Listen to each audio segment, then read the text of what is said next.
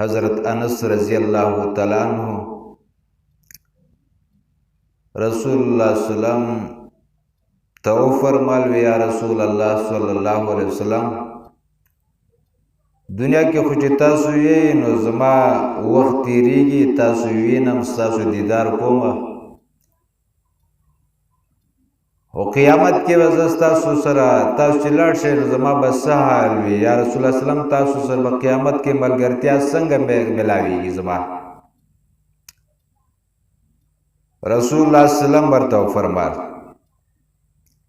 پنځه نصیحتونه رسول الله صلی الله علیه وسلم انس رضی الله تعالی عنہ ته وکړه. پنځه نصیحتونه مسلمانانو که دغه پنځه نصیحتونه د انس رضی الله عنه ته چې کوم رسول الله صلی الله علیه وسلم کړي دا ما ته عمل کې راولو ان شاء الله العزیز ما ته به هم عقد انس رضی الله عنه سره یعنی قیامت کې رسول الله صلی الله علیه وسلم سره یو ځای میلاو شو او کدا موږ را نولو نو بیا به زمونږ او ستاسو دغه حالې چې بیا به د نبي صلی الله علیه وسلم مخامخ کېدل ډېر مشکل پنځه نصیحت.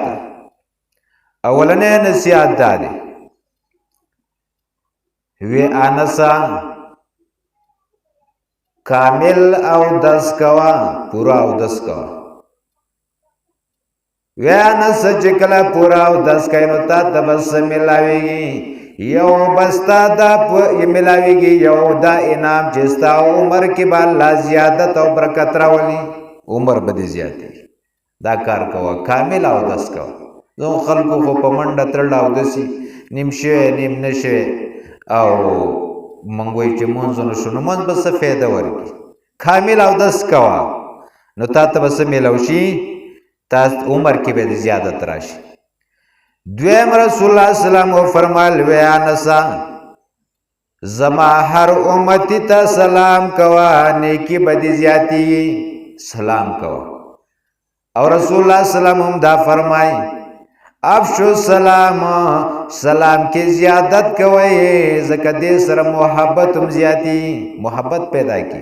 ستا یو ډېر دشمن سړی ول نه ته به بار بار سلام وایا، یو پیره وای هغه به وانلی، دویمه پیره وای هغه به وانلی، په درېیمه پیره چې تلې زیږ بیا سلام پې وای، خود به خود به زړه مایل شوی، تا سره به محبت پیدا شي، ستا د سلام جواب به راکړي. او جنت ته چې ځینو په سلام سره به ځي ځکه نبی صلی الله علیه وسلم وایي سلام کې د بل مسلمان نه مخکې والی کوئ. د سلام بیا خپل یعنی احکامات او مسائل دي، سلام سره څه ملاویږي دا خپل فضایل دي.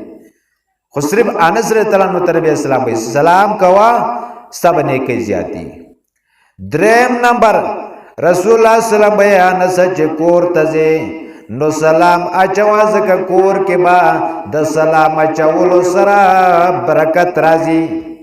نن خو موږ پښتانه وایو کور ته چې ځې نو سلام به وایي او په ښځه به سلام وایي، وایي موږ پې بد ښکاري، په ښځه به سلام وایي. ولې به سلام نه وایي؟ رسول الله صلی الله علیه وسلم به چې راته خپلو بیبیانو ته به سلام کوو، صحابه به چې راتله خپلو کورونو ته بیبیانو ته به سلام کوو. ته بیا څوک یې چې ته سلام نه کوې؟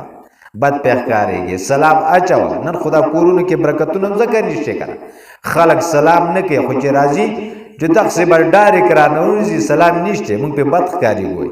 واسطه د زما د نبی نه، زما د نبی د صحابینا یو غټ سړی ته د هغه نه درجه کې اوچتې، ته د هغه نه مرتبه کې اوچتې چې ته سلام نه وایې. سلام وایه ښه صحیح شورونو چې دا څوک اورئ که نه نو سلام کې وایه، دا خپل یو عادت معمول جوړ کړئ، کور کې به برکتونه خیرونه راځي.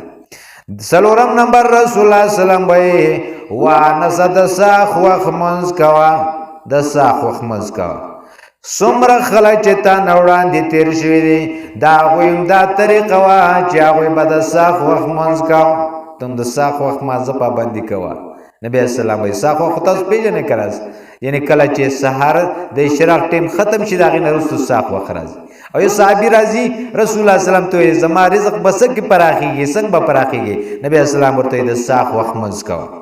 پنځم نمبر رسول الله صلی الله علیه وسلم وایي وانسه په وړو باندې رحم کوه، د مشرانو ادب کوه، د قیامت ورځ به زما ملګری او کتا په وړو باندې رحم نکو د مشرانو د ادب او احترام نکو انس قیامت کې زما د ملګرتیا پته منشي یو روایت کې دا مرضی وانسا زما سر سجدو کې تاونو کا سجدے ډېرې کوا قیامت کې زما سر په جنت کې ملاويږي سجدے ډېرې کوا مطلب دا مونږ عبادت ډېر کوا نو قیامت کې زما سر ملاويږي رونو عبادت مونږ چرته مو پرې دی په هر ځای کې چې زمونږ رونه د مازه اهتمام ډېر زیات کوي او خصوصي هر ټیم عبادت او فرایض مونږ کو سره مپرې دی الله دې د عمل کولو توفیق را نصیب کړي دا پنځه نصیحتونو رسول الله سلام انس ته کړیو الله دې په دې نصیحتونو موږ له عمل توفیق را نصیب کړي